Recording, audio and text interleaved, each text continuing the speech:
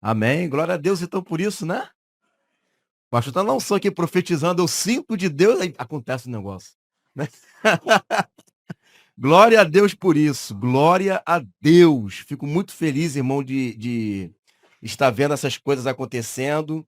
Isso é fruto de oração, de persistência, de perseverança, que só Deus sabe o quanto que nós oramos e perseveramos para que essas coisas venham a ocorrer, e é apenas o início de uma grande obra que Deus tem para fazer no nosso meio. É, hoje eu estava em casa e estava chegando a hora de eu me arrumar, faltando assim umas 2 horas, e eu assim, Deus, o que que eu vou pregar hoje? Eu não sei o que eu vou pregar hoje, não. Já estava fazendo aquele desespero, né? Eu vou ter que abrir a Bíblia e vamos embora.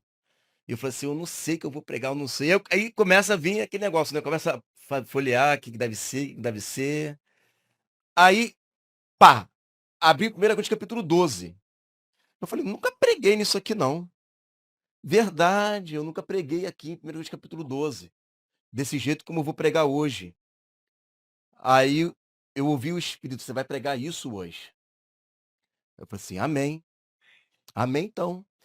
Aí eu comecei a fazer o esboço, do meu jeitinho aqui, o esboço tá aqui, ó, né? Nada de folha. Eu comecei a orar, pedir a Deus, né, um discernimento do que eu ia falar hoje, porque a gente nunca sabe quem vem.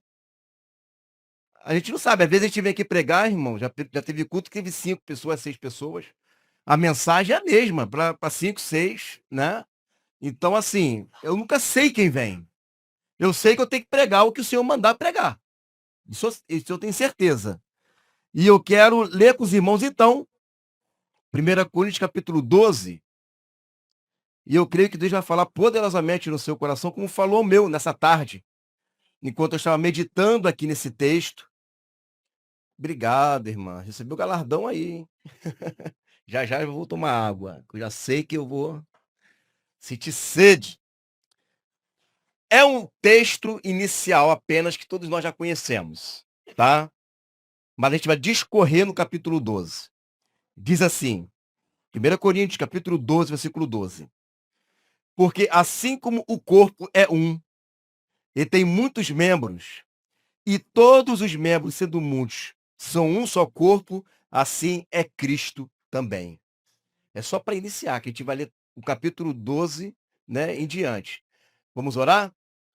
Senhor, meu Deus, meu Pai, em nome de Jesus, Senhor, que essa revelação venha conquistar o nosso coração aqui nessa noite, Pai.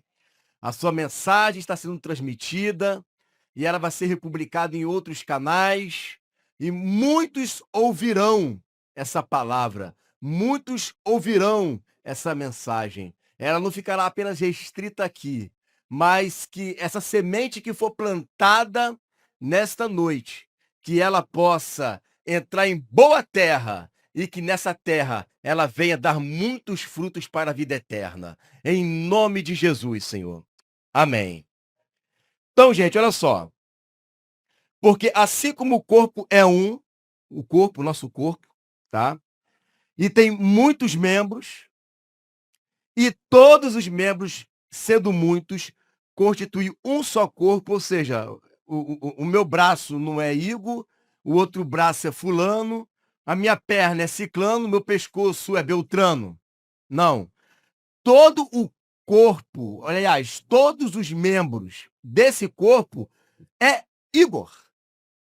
É só um ser, mas que está dividido em diversos membros. Sendo muitos, são um só corpo, assim é Cristo também. E Cristo aqui não é Jesus Cristo. Cristo aqui é o corpo de Cristo que contém também Jesus. E Cristo aqui, ele aponta para o ungido. E é isso que vai falar aqui no versículo 13, olha só. Pois todos nós fomos batizados em um espírito, formando um corpo, quer judeus, quer gregos, quer servos, quer livres, e todos temos bebido de um espírito. Aí posso até dizer, né? O Isaac, que você me lembrou hoje, seja brasileiro, seja boliviano, ele é boliviano, seja mato-grossense, seja gonçalense, niteroiense, não importa. Todos nós recebemos um único Espírito. E todos nós fomos batizados em um Espírito. E todos nós fazemos parte de um só corpo. E todos nós bebemos de um Espírito só. Então não importa se é grego, se é judeu, não importa. O que importa é que, independente da sua nacionalidade ou da sua naturalidade, da sua etnia, o importante é que você hoje faz parte do corpo de Cristo. Isso é que importa. O que importa é que nós fomos batizados em um espírito formando um só corpo, ou seja, todos nós somos ungidos do Senhor. Ungidos para um propósito. Fomos ungidos para um propósito e é por isso que nós temos bebido do mesmo Espírito. Nessa figura de linguagem, né? Bebendo de um só Espírito. Então você que recebeu o Espírito, você não recebeu o Espírito para você guardar para você. Que é isso que o apóstolo Paulo vai desenvolver agora. Você recebeu um Espírito para fazer algo no corpo de Cristo. Aí olha o que ele vai colocar aqui, e eu coloquei, né, na mensagem de hoje, né, o poder da unidade, poderia até mudar o tema, colocar a igreja ideal, a igreja dos sonhos, porque isso aqui é o que o apóstolo Paulo, ao escrever, ele está colocando, é assim que uma igreja tem que se comportar. É desse jeito. E aí olha o que ele coloca aqui no versículo 14. Porque também o corpo não é um só membro, mas muitos. Ou seja, não existe membro fora do corpo. Aí você pode dizer, mas eu não estou fora do corpo, eu tenho Jesus Cristo como meu Salvador. Amém, eu também tenho. Mas o corpo, ele precisa de funcionalidade. Precisa funcionar. Senão é um corpo em coma. Está vivo, mas está parado. Não está funcionando. Então ela precisa de funcionamento. E esse funcionamento acontece aqui no versículo 15, ó. Se o pé disser, porque não sou mão, não sou do corpo, não será por isso do corpo? Todos nós temos importância no corpo de Cristo, por mais que pareça que não. Todos nós temos. E por que eu pensei até em mudar o título da mensagem da igreja ideal? Porque a igreja ideal é que todos trabalhem no corpo. É que todos façam alguma coisa. É que ninguém fique estagnado, neutralizado, mas que todos pratiquem algo que o Espírito Santo deu para você. Porque o contexto aqui, se você for ler os versículos anteriores, ele vai dizer, né? A um deu o espírito de sabedoria, a palavra da ciência, a outro ele deu o dom de curar, maravilha, o de língua, o de discernir. Ele vai falando, olha, Deus te deu dom. Você tem dom. Não pense que você, ao receber o Espírito Santo, ficou por isso mesmo. Você tem um dom de Deus dentro de você. Deus te deu uma capacidade espiritual para fazer alguma coisa para edificar o corpo. Agora, você não pode dizer, porque não sou mão, não sou do corpo. Ou seja, já que eu não prego, eu não faço parte do corpo. Já que eu não canto, eu não faço parte do corpo. Já que eu não faço isso ou aquilo, eu não faço parte do corpo. Não, você faz parte do corpo e tem algo que Deus vai te usar dentro daquilo que Deus te deu. Agora, ao te usar, veja bem, abra aqui comigo em Filipenses no capítulo 2. Que a gente vai linkar aqui alguns textos. Filipenses capítulo 2. Porque todos nós somos importantes no corpo de Cristo. Todos nós. Filipenses capítulo 2, versículo 3. Diz assim: nada façais por contenda ou por vanglória, mas por humildade. Cada um considere os outros o quê?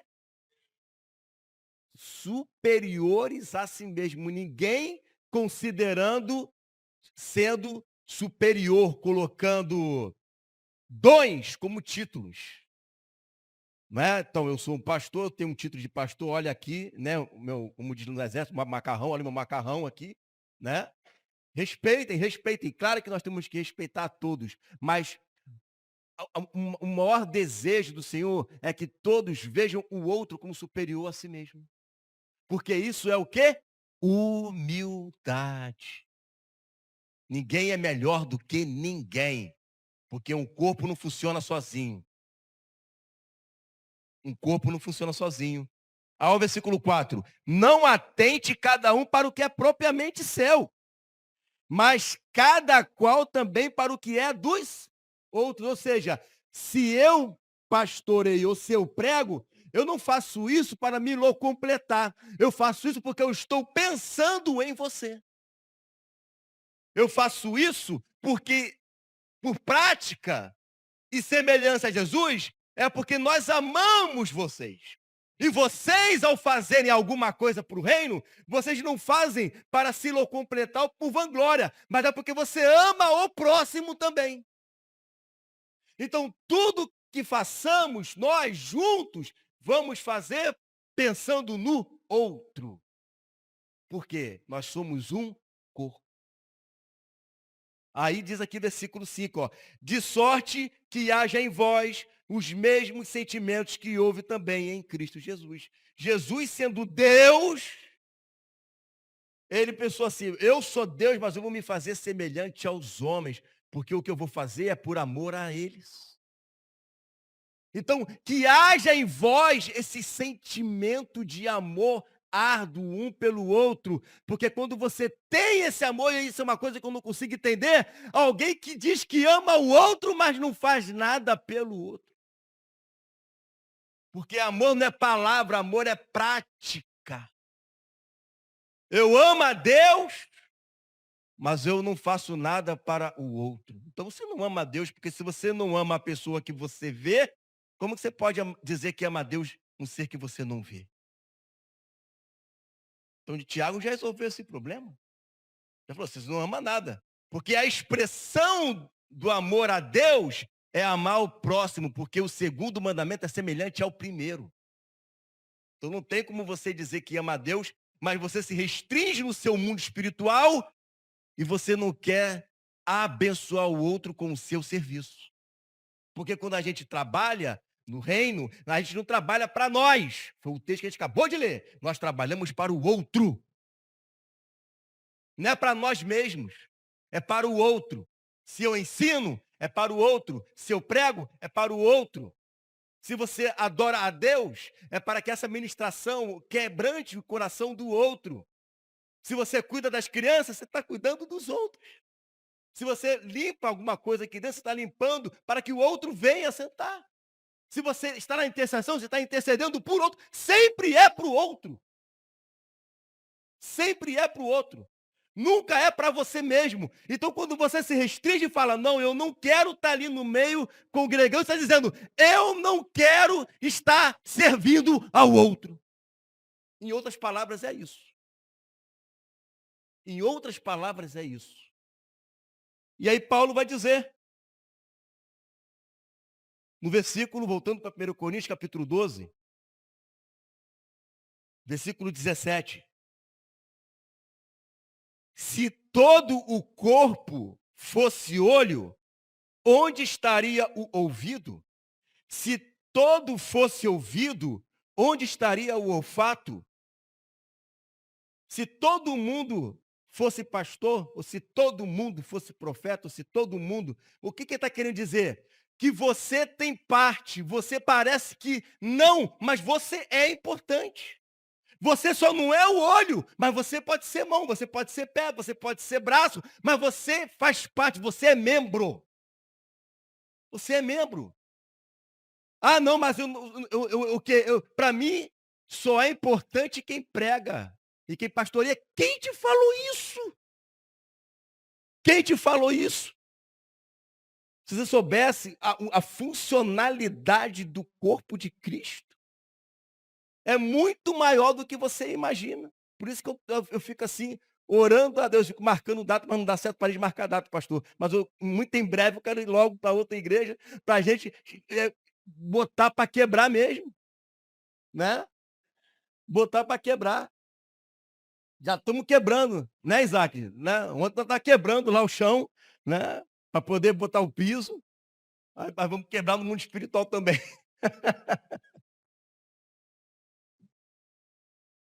Versículo 18.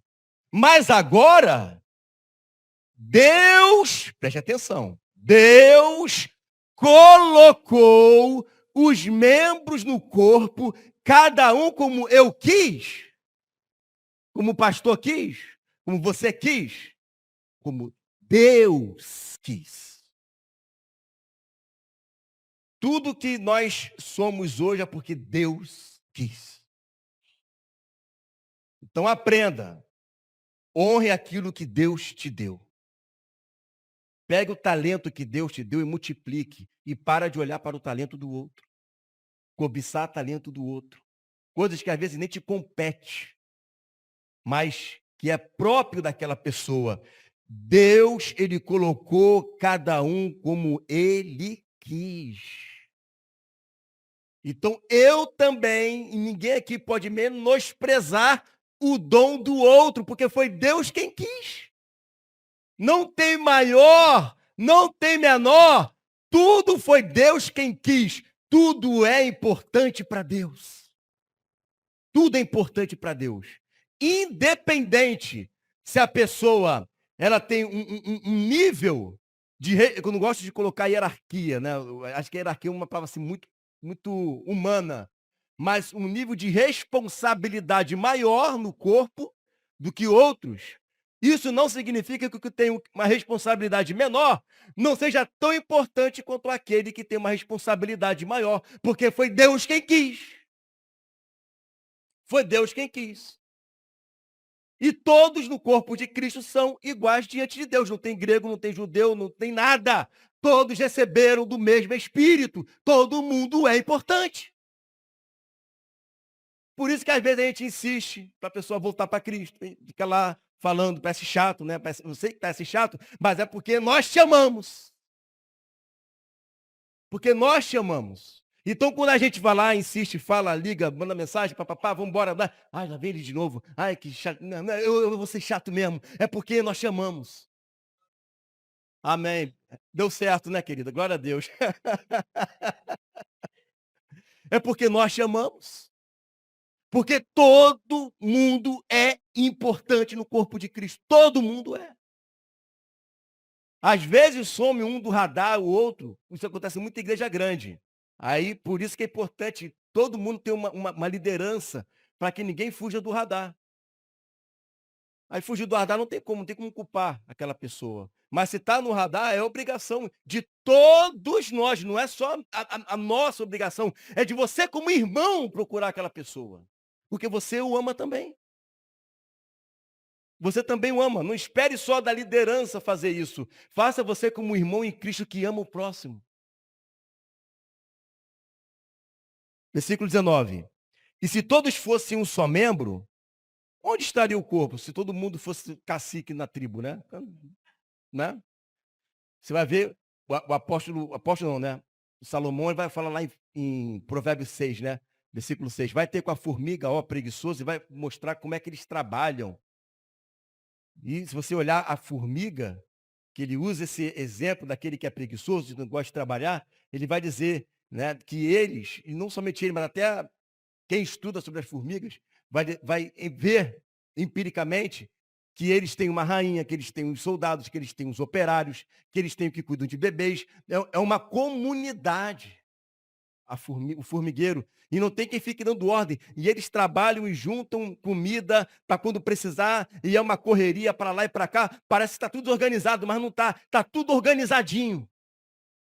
Está tudo organizadinho. Um ajuda o outro. Aí tem aqueles que estão vigiando para ver se vem algum inimigo, e se vem, todo mundo vai lá e chega junto, até quem não é soldado vai lá para poder também ajudar, para poder paralisar o inimigo. Por quê? Porque eles não são um só corpo, mas eles têm um senso de unidade e interdependência um do outro. E aí, a formiga, Salomão usa 2 vezes eles como exemplo. 2 vezes. Versículo 21. E o olho não pode dizer à mão: não tenho necessidade de ti. Nem ainda a cabeça aos pés: não tenho necessidade de você. Eu não preciso ter pastor na minha vida. Para que pastor? Meu pastor é Jesus. Eu não tenho necessidade de um pastor. Para que pastor? Né? Pastor para quê? Já tenho Jesus como meu pastor? Aqui, ó. O olho não pode dizer, não pode, ele não pode dizer à mão: não tenho necessidade de ti. Nem a cabeça: não tenho necessidade de vós. Nem a cabeça aos pés. O que está falando? Membro, eu não preciso de você na minha vida. Você não é necessário para mim. Eu consigo me virar sozinho. Não pode dizer isso. Não pode dizer: eu não tenho necessidade. Por isso que lá, em Hebreus, no capítulo 10, verso 25, vai dizer que não é para nós deixarmos a congregação como é costume de muitos. Por quê? Porque quando você deixa o congregar, isso independente se é um local de reunião, se é numa casa, o importante é estar ligado. Porque quando você se desliga, você está dizendo isso: eu não tenho necessidade de você, eu me viro sozinho. Como que se vira sozinho? Tem que ter uma outra Bíblia, tem que atualizar. Porque aqui eu tenho, aqui não ensina isso. Aqui eu amo, o Jesus que eu sirvo, o Deus de Israel, o pai de Abraão, Isaac e Jacó, já tem a opinião dele formada já. Já tem. Se você for ver na própria palavra de Deus, você não vê ninguém isolado. Ninguém. Está lá Elias com Eliseu, está lá Moisés com Arão, está lá João com os seus discípulos. Você não vê ninguém sozinho. Sozinho é Provérbios capítulo 18. Aquele que se isola está em busca dos seus próprios interesses e está longe do conselho dos sábios. Esse é o sozinho.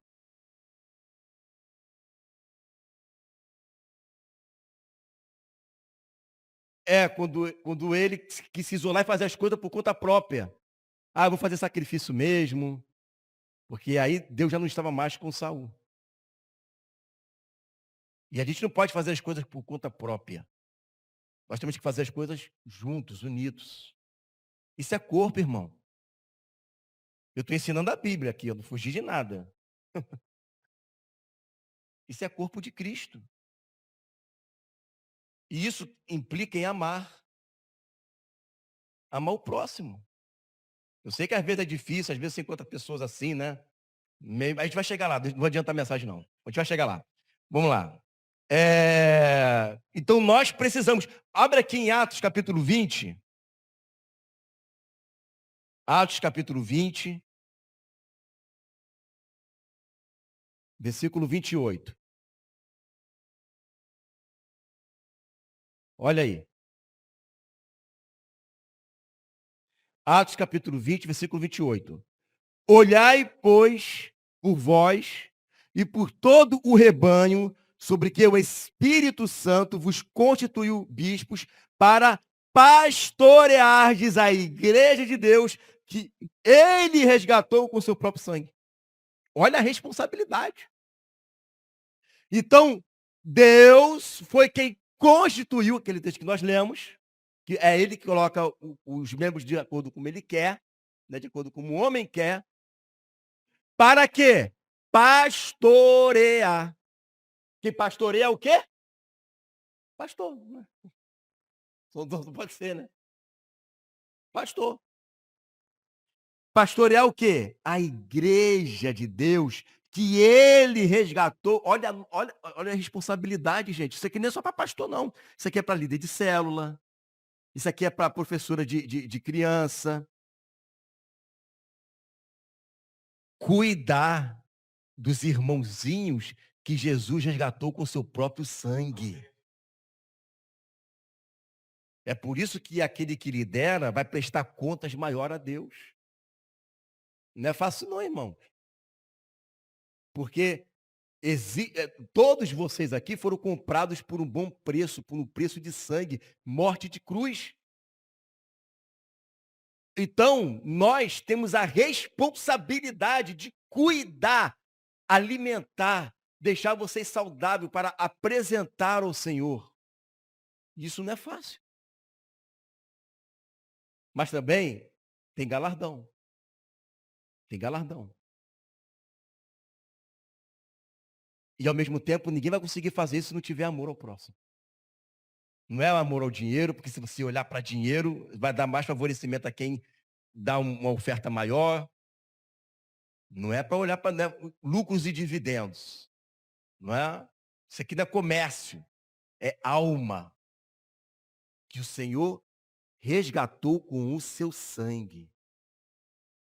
Isso é profundo demais, irmãos. Para mim, isso é uma responsabilidade muito grande. Muito grande. Vamos continuar lendo, ó. Versículo 22. Antes de 1 Coríntios capítulo 12 agora, né? Versículo 22.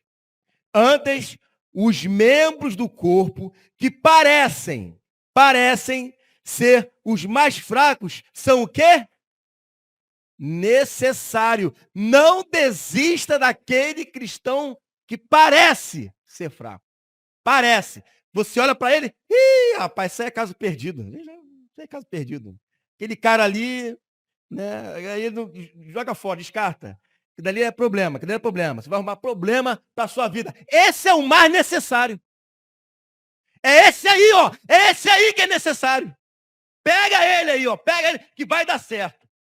Pega ele que vai dar certo.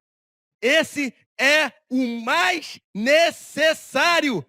Necessário.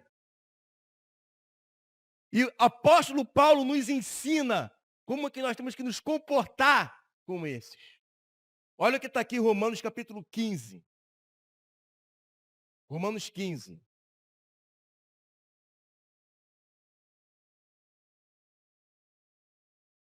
Pô, mas esse cara aí, é esse cara aí mesmo que você não vai desistir dele. É isso aí mesmo. É isso aí mesmo. Bem carioca, é isso aí mesmo. Né? Ó, capítulo 15, versículo 1. Mas nós, que somos o quê? Fortes. Devemos o quê?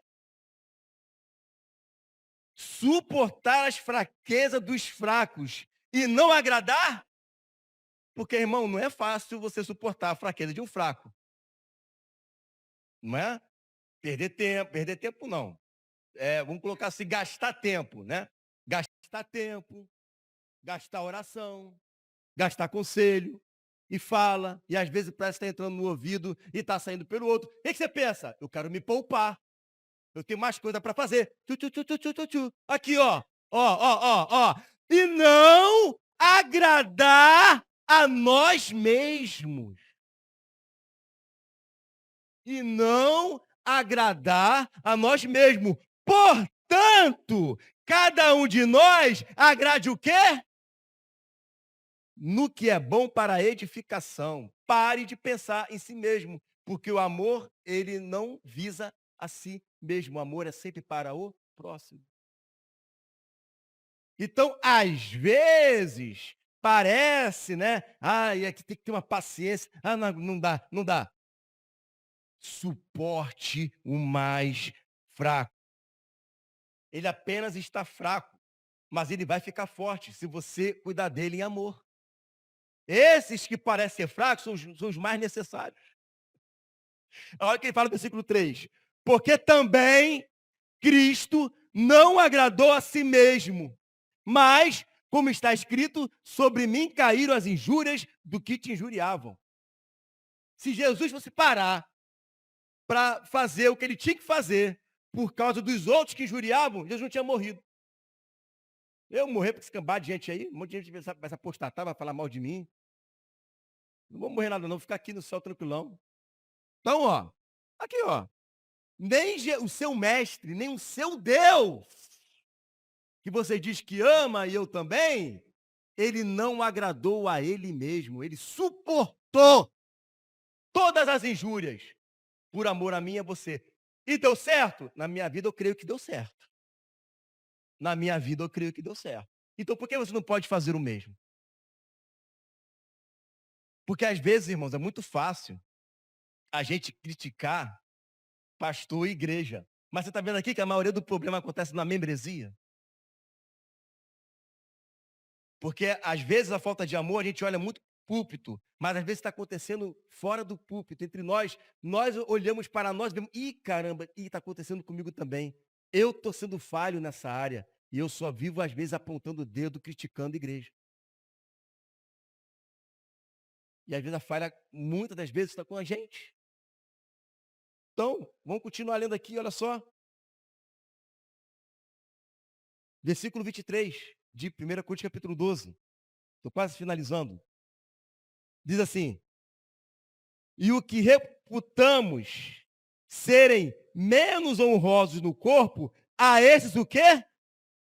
Honramos muito mais. E aí é uma coisa que eu tenho uma ojeriza, que é o excesso e o exagero de honra a líder de igreja. Aquele negócio que parece que está quase que idolatrando aquela pessoa. E o apóstolo Paulo diz, não, se quer honrar, honre mais aquele que tem menos honra. Sabe por quê? Continua a leitura do texto.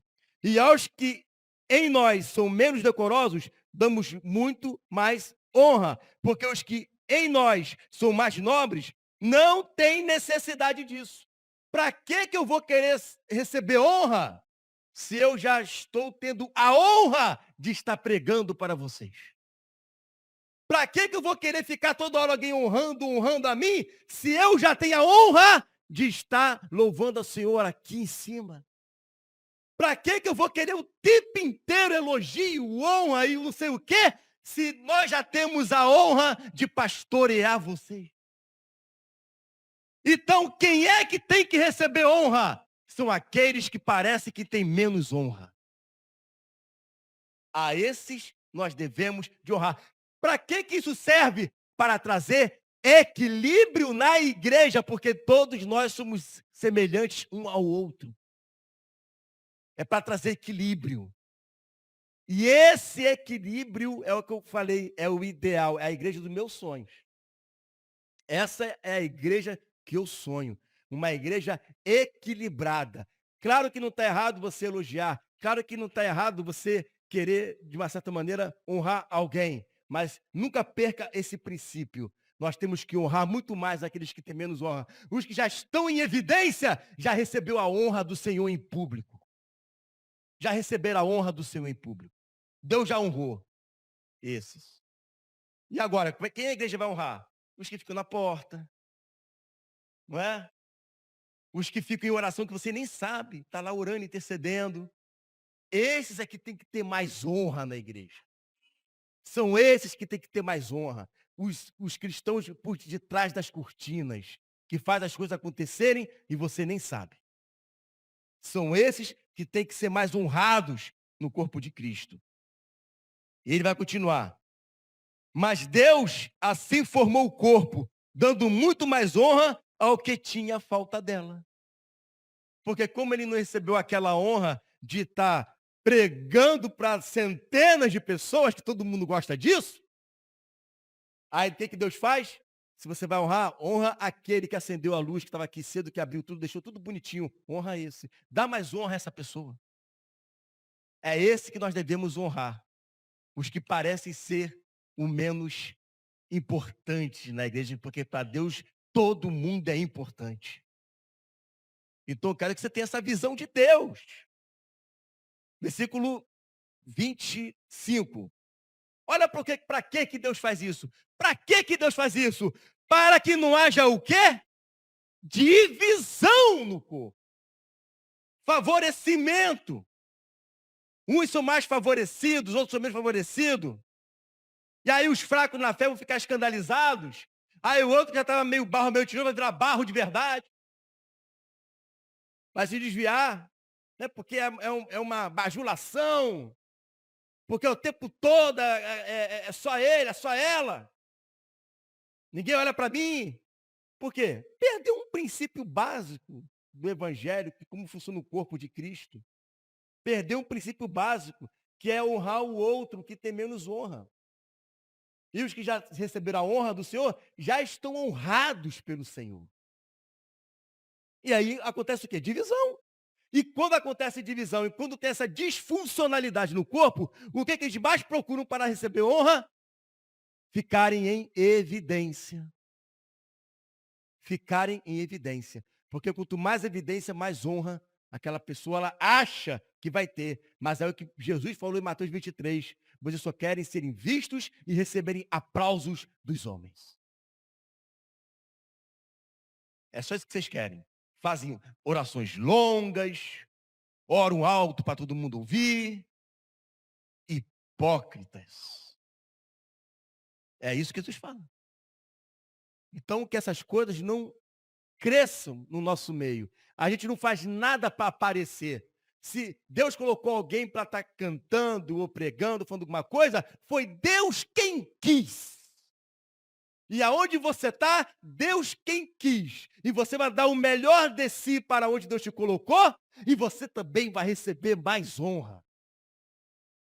Isso é uma igreja funcionando, porque esse era o problema de Corinto. Ah, eu sou de Paulo. Ah, eu sou de Apolo. Ah, eu sou de Cefas. E Paulo está colocando ordem no negócio. Estava tudo complicado ali. Disputa de dom. Quem tem mais dom? Quem fala mais língua? Quem fala mais língua aí? Quem fala mais língua? Você fala 3? Eu falo 5. Eu falo 5 línguas, meu filho. Disputa de dom. Quem é que tem mais dom na igreja? Esse era o problema da igreja de Corinto. Aí, ó. Continuando no verso 25. Mas antes tem os membros igual cuidado uns aos outros. O mesmo cuidado que você tem com o seu pastor, você tem que ter com aquele irmãozinho que acabou de chegar. Chegou hoje. É o mesmo amor. É igual cuidado. É igual cuidado. Sabe por quê? Porque quando Deus olha para o pastor e Deus olha para o irmão que acabou de chegar, todos foram resgatados pelo sangue do Cordeiro. Todos foram comprados. Todos receberam o Espírito Santo. Todos bebem da mesma água espiritual. Para Deus não tem judeu, não tem grego. São todos iguais diante de Deus. E no corpo de Cristo, a gente trata de igual cuidado um ao outro. Sabe o que isso significa? Amor. Se é amor, se não tem filhos prediletos, todos os filhos se ama de igual modo. E os irmãos é a mesma forma. Se ama de igual modo. Versículo 26. De maneira que se, olha aí, ó. Isso é tudo prática, irmão. Isso aqui não tem nada de teoria, tá? Isso aqui é prática de vida. De maneira que se um membro padece, todos os membros padecem. Sozinho? Com ele. Todo mundo sofre igual, porque quem ama, ama de verdade. Então, se alguém está padecendo, todo mundo padece junto. Aquilo que Paulo falou em Romanos 12, 15. Alegrai com os que se alegram e chorais com os que choram. Ah, um membro está padecendo. Se você ficar indiferente, alguma coisa está errado. Você não pode ficar indiferente. Uma vez que você chama ele de irmão em Cristo. Ainda mais uma igreja pequenininha como essa, todo mundo se conhece. Se fosse grandão, você só vê uma pessoa só quando passa no telão, né? Aí a gente até entende, mas irmãos que todos se conhecem, o natural, o normal, é que quando um padece, todos padecem juntos. E se um membro é honrado, todos os membros se regozijam, se alegram com ele. Todo mundo fica alegre. Porque a vitória desse membro é a minha vitória. Porque, na verdade, ele não é isolado, ele faz parte de mim, é um só corpo. Você não é sozinho, você faz parte de mim. Eu faço parte de você. É essa a ideia do corpo de Cristo. Você não é apenas um integrante membrado a uma igreja com CNPJ. Não! Você faz parte de mim porque nós somos a igreja. Eu sou a igreja. Você é a igreja. De modo que se você se alegra, eu me alegro. Se você se compadece, eu me compadeço junto com você, porque eu faço parte de você. E o que te atinge, me atinge. Isso é igreja. Isso é amor. Versículo 27. Ora, se vós sois o corpo de Cristo e seus membros em particular, e aonde pôs Deus na igreja? Primeiramente, apóstolos, em segundo lugar, profetas, em terceiro, doutores, que são os mestres, que são os pastores, depois milagres, dons de curar, socorro, governo, variedade de línguas. Isso aqui tem mais a ver com prioridade de edificação do que com hierarquia, tá?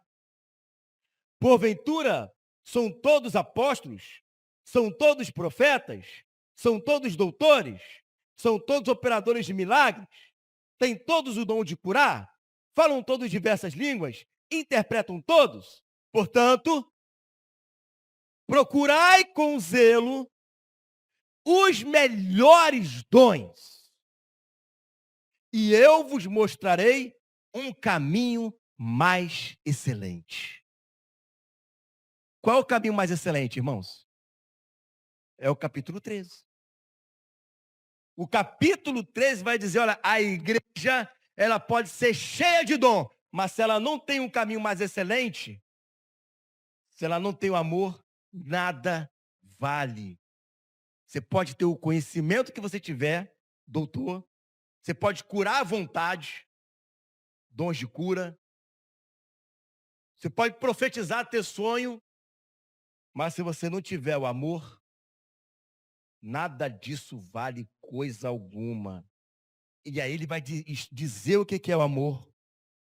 Olha o versículo 4 de Coríntios 13 agora, né? O amor, ele é... Cada versão diferente, né? Acho que o meu tá igual dali. Vamos lá. O amor, ele é sofredor, benigno, não é invejoso, aquela ideia de que se alguém é honrado, você se alegra com ela. Não trata com leviandade, não se ensoberbece, não se porta com indecência. E isso aqui, ó, não busca os seus próprios interesses. Não se irrita, coisa difícil. Não suspeita mal, não folga com a injustiça. Por que você foi visitar fulano, mas não foi visitar Beltrano? Beltrano também é irmão igual você, só foi visitar fulano por quê? Beltrano deixou para lá? Isso é injustiça. Todo mundo é igual. O amor não folga com a injustiça, mas folga com a verdade. O amor nunca falha. Vamos partir agora para o versículo 11. Quando era menino, falava como menino, sentia como menino, discorria como menino. Mas logo que cheguei a ser homem, acabei com as coisas de menino. Ou seja, quando era novo convertido, até a gente relevava, porque era um fraco na fé, porque era uma pessoa que tinha fraquezas, não é? Tinha debilidades, e aí um forte tinha que ter cuidado com ele. Mas quando ele chegou a ser homem, ele deixou as coisas de menino, porque uma hora tem que amadurecer. E agora no versículo 13. Agora, pois, permanecem a fé, a esperança e o amor. Estes três, mas o maior destes é o... Então, não adianta você dizer para mim que você tem fé em Deus. Fé em Deus, meu irmão, fé em Deus. Se você não tiver amor, e o amor é com quem? É com o próximo. Qual é o contexto? Coríntios, capítulo 12. Coríntios capítulo 12. Esse é o contexto. Amor não é um jogo de palavras no mundo filosófico, irmão. O amor é realmente você se entregar para Deus e deixar Deus usar você. Isso é amor. E não é fácil, porque tem que suportar, tem que ser benigno, tem que ser longânimo. Mas isso não é a prova de que você está servindo a Deus, porque e nisso serão reconhecidos que são os meus discípulos, se amardes uns aos outros. Então, aquele que quer conquistar a vida eterna, pega a sua cruz, meu irmão, e siga Jesus. Carrega, cada um tem a sua cruz aí. Eu tenho a minha. Mas eu não vou largar ela no chão e vou voltar para trás, não. É difícil? É. Mas se nós não negarmos a nós mesmos, não vamos entrar no reino de Deus. O evangelho é negar a si mesmo, negar. Porque nós não buscamos os nossos próprios interesses. Buscamos o interesse de Deus. O interesse de Deus é edificar o corpo de Cristo. É edificar o próximo. E eu sempre falo aqui, né? Que eu vejo o culto de domingo à noite como se fosse o culto dos futuros líderes da igreja. Né? Pelo menos aqui. Os futuros líderes da igreja lá. Que vão estar fazendo células simultaneamente nas quartas, nas terças. Vários grupos. Guarde essa palavra no teu coração para sempre. Para sempre. Para sempre. Quando eu bati os olhos, no capítulo 12, Deus falou comigo, prega isso para a igreja hoje. Prega isso para a igreja. Por que ele mandou pregar isso? Porque tem gente que precisa ouvir isso. Aqui, os que vão estar na internet também. Sabe o que Deus quer? É aquilo que Jesus falou para Jerusalém.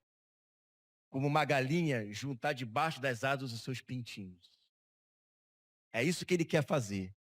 Ele quer unir cada um de nós para trabalharmos juntos na obra e no reino. É isso que Deus quer. E não deixa ninguém tomar o seu lugar não, meu irmão. Faça a sua parte. Cumpra o chamado que Deus tem para você. Vamos ficar de pé?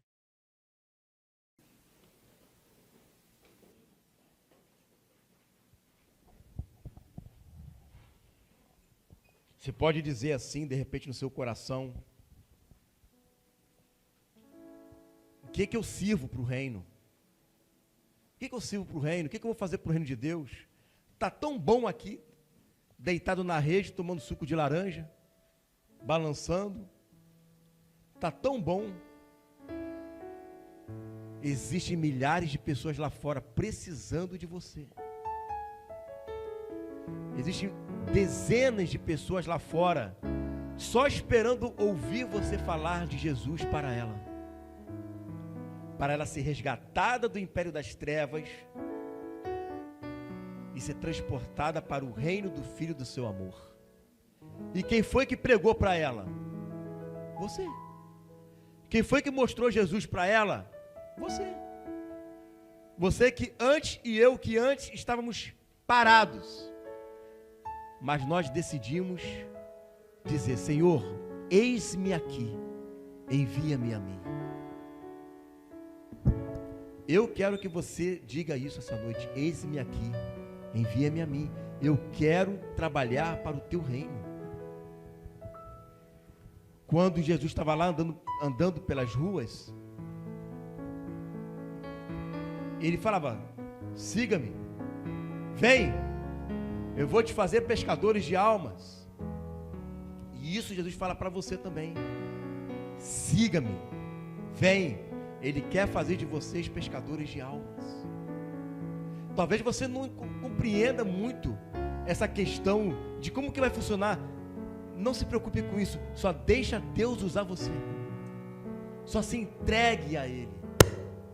Só se entregue. Faça uma aliança com Deus nessa noite. Nós estamos aqui, irmãos, eu me lembro que quando eu tinha 17 anos, eu entrei numa igreja e estava tendo culto de missões. E ali o pastor dos Estados Unidos estava pregando: quem aqui quer ser missionário? Eu vou impor as mãos sobre você e essa unção que está em mim vai recair sobre vocês e Deus vai te usar em missões. Eu falei, eu fui lá na frente correndo, falei, eu quero essa unção. Irmãos, eu sei que o que eu faço hoje não se compara com o que eu vou fazer amanhã, mas as coisas já começaram a acontecer na minha vida. Então, quando a gente fala assim, irmãos, quem quer vir orar, não é para fazer número não, irmão, é porque a gente quer impor as mãos sobre você. A imposição de mãos tem autoridade, tem poder. Isso não é à toa, não, isso aqui não é para fazer chacrinha, não. Isso tem uma autoridade no mundo espiritual que você nem imagina. Quando nós colocamos as mãos, existe uma transferência ali de poder, de autoridade, de unção, de glória. Por isso que Paulo fala, não coloqueis as mãos precipitadamente, porque ele sabia do poder que tem a autoridade de uma imposição de mãos. E eu quero impor as mãos sobre você essa noite, eu quero orar por você.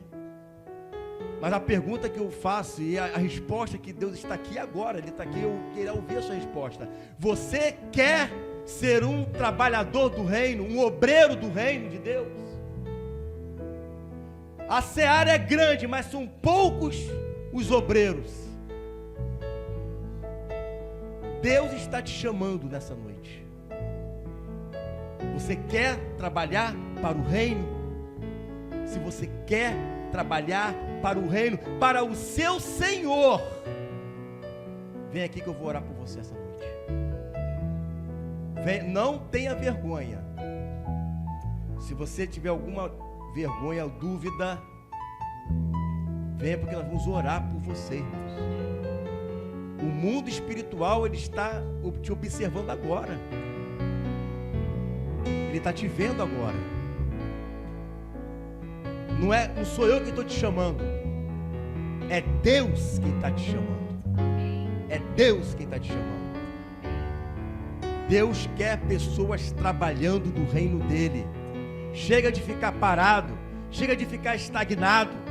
Chega de ficar em casa comendo pipoca e vendo televisão. Vamos ganhar almas para o reino de Deus. Vamos trabalhar. Vamos conquistar. Vamos conquistar território. O diabo não para, mas nós também não vamos parar. Nós vamos avançar. Nós vamos guerrear. E nós vamos vencer em nome de Jesus. E em amor, nós vamos vencer. Olha aí, eu vou orar pelos irmãos aqui. E você vai orando aí. E se você já colocou no teu coração de trabalhar, e põe as suas mãos sobre os irmãos que estão aqui nessa noite, em nome de Jesus.